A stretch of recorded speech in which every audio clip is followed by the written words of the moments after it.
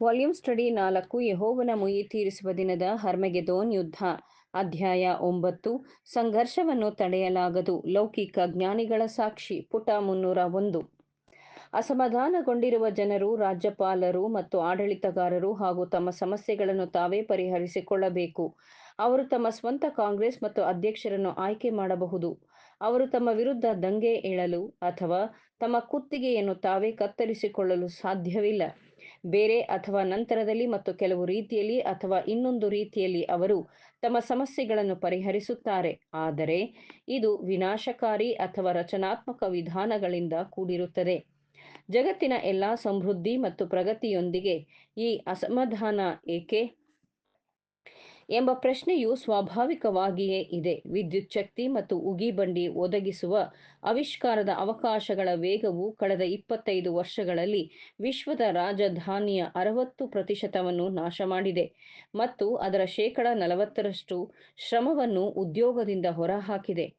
Triple expansion engine, ಹೊಸ ಮೋಟಾರ್ನ ಆವಿಷ್ಕಾರ, ಹೊಸ ಯಂತ್ರೋಪಕರಣಗಳ ಮೂಲಕ ಬಲಗಳ ಪುನರಾವರ್ತನೆಯು ಎಲ್ಲ ಹಳೆಯದನ್ನು ನಿಷ್ಪ್ರಯೋಜನಗೊಳಿಸುತ್ತದೆ. ಇದು ಹೆಚ್ಚು ಮಾಡುತ್ತದೆ.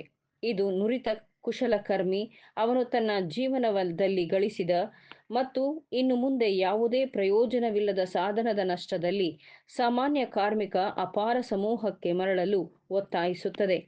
ಅದೇ ಸಮಯದಲ್ಲಿ ಬಹುಪಾಲು ಮೌಲ್ಯಗಳನ್ನು ನಾಶಪಡಿಸಿದ ಮತ್ತು ಹಲವಾರು ಜನರನ್ನು ಉದ್ಯೋಗದಿಂದ ಹೊರಹಾಕಿದ ಈ ಶಕ್ತಿಗಳು ಪ್ರಪಂಚದ ಸಂಪತ್ತು ಮತ್ತು ಅದರ ಜನರ ಅವಕಾಶಗಳಿಗೆ ಲೆಕ್ಕಾಚಾರದ ಶಕ್ತಿಯನ್ನು ಮೀರಿ ಹೊಸ ಪರಿಸ್ಥಿತಿಗಳನ್ನು ಸೃಷ್ಟಿಸಿವೆ. ಜೀವನ, ಸೌಕರ್ಯ ಮತ್ತು ಸಂತೋಷ. ಆದರೆ ಅದರ ಅವಕಾಶಗಳು, ಸೌಕರ್ಯಗಳು ಮತ್ತು ಅದರ ಸಂತೋಷವನ್ನು ಆನಂದಿಸಲು ಉತ್ತಮ ಶಿಕ್ಷಣದ ಅಗತ್ಯವಿದೆ. ಮಿಸ್ಟರ್ ಡೆಪ್ಯೂ ಅವರು ಕಾರ್ಮಿಕ ವಿಷಯಗಳಲ್ಲಿ ಉತ್ತಮವಾಗಿ ಪೋಸ್ಟ್ ಮಾಡಿದ್ದಾರೆ ಎಂಬುದು ಬಹಳ ಸ್ಪಷ್ಟವಾಗಿದೆ. ಅವರು ಈಗ ಈ ಜಗತ್ತನ್ನು ಎದುರಿಸುತ್ತಿರುವ ಸ್ಥಿತಿಗಳಿಗೆ ಕಾರಣವಾದ ಪರಿಸ್ಥಿತಿಯನ್ನು ಅಧ್ಯಯನ ಮಾಡಿದ್ದಾರೆ ಎಂಬುದು ಸ್ಪಷ್ಟವಾಗಿದೆ. ಆದರೆ ಅವರು ಯಾವ ಪರಿಹಾರವನ್ನು ನೀಡುತ್ತಾರೆ?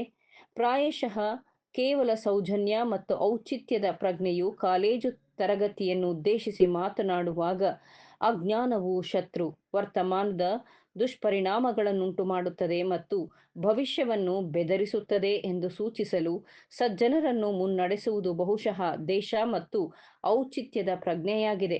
ಆದರೆ ಆ ಶಿಕ್ಷಣವು ಪರಿಹಾರವನ್ನು ಸಾಬೀತುಪಡಿಸಲು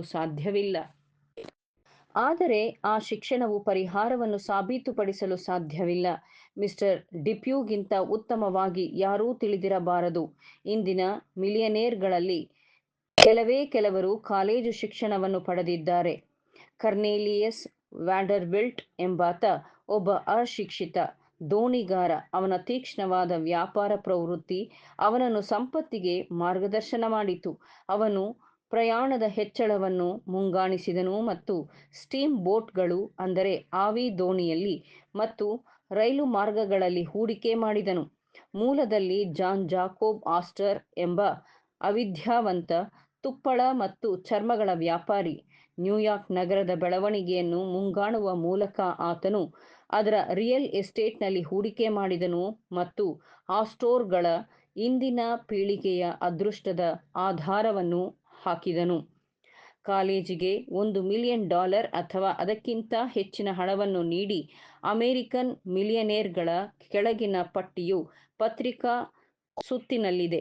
ಈ ಶ್ರೀಮಂತ ಮತ್ತು ಬುದ್ಧಿವಂತ ಪುರುಷರಲ್ಲಿ ಒಬ್ಬರೂ ಕಾಲೇಜು ಶಿಕ್ಷಣವನ್ನು ಆನಂದಿಸಿಲ್ಲ ಎಂಬ ಹೇಳಿಕೆಯೊಂದಿಗೆ Stephen Girard's college $8 million, John D Rockefeller Chicago ವಿಶ್ವವಿದ್ಯಾನಿಲಯಕ್ಕೆ $7 ಮಿಲಿಯನ್, ಜಾರ್ಜ್ ಫಿಬಾಡಿ ವಿವಿಧ ಅಡಿಪಾಯಗಳಿಗೆ $6 ಮಿಲಿಯನ್, ಲೇಲ್ಯಾಂಡ್ ಸ್ಟ್ಯಾನ್ಫೋರ್ಡ್ ವಿಶ್ವವಿದ್ಯಾನಿಲಯಕ್ಕೆ $5 ಮಿಲಿಯನ್, ಆಸಾ ಪಾರ್ಕರ್ ಲೇಹಿ ವಿಶ್ವವಿದ್ಯಾನಿಲಯಕ್ಕೆ $3,500,000, ಪಾಲ್ ಟುನೇನ್ ವಿಶ್ವವಿದ್ಯಾನಿಲಯ New Orleans $2,500,000, Isaac Rich Boston ವಿಶ್ವವಿದ್ಯಾನಿಲಯಕ್ಕೆ $2 ಮಿಲಿಯನ್, ಜೋಸನ್ ಜಿ ಕ್ಲಾರ್ಕ್ ವಿಶ್ವವಿದ್ಯಾನಿಲಯ ವೋರ್ಸೆಸ್ಟರ್ ಮಾಸ್ $2 ಮಿಲಿಯನ್, ವಾಟ್ ಬಿಲ್ಸ್ ವಂಡರ್ಬಿಲ್ಟ್ ವಿಶ್ವವಿದ್ಯಾನಿಲಯಕ್ಕೆ ಕನಿಷ್ಠ 1,775,000. James leak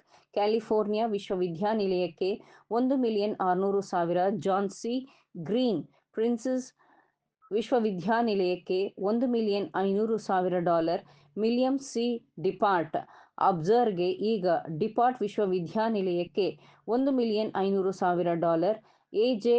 ಡ್ರೆಕ್ಸೆಲ್ to the Drexel industrial school $1,500,000. Leonard Case Cleveland ಶಾಲೆಗೆ ಅನ್ವಯಿಕ ವಿಜ್ಞಾನಗಳು $1,500,000. ಪೀಟರ್ ಕೂಪರ್ ಯೂನಿಯನ್ಗೆ $1,200,000. ಎಜ್ರಾ ಕಾರ್ನೆಲ್ ಮತ್ತು ಹೆನ್ರಿ ಡಬ್ಲ್ಯೂ ಸೇಜ್ ಕಾರ್ನೆಲ್ ವಿಶ್ವವಿದ್ಯಾನಿಲಯಕ್ಕೆ ಇಬ್ಬರೂ ತಲಾ $1,100,000. ಚಾರ್ಲ್ಸ್ ಫ್ರ್ಯಾಕ್ ಬ್ರೂಕ್ಲಿನ್ನ ಪ್ರಾಟ್ ಸಂಸ್ಥೆಗೆ $2,700,000 ವೆಚ್ಚ ಮಾಡಿದರು.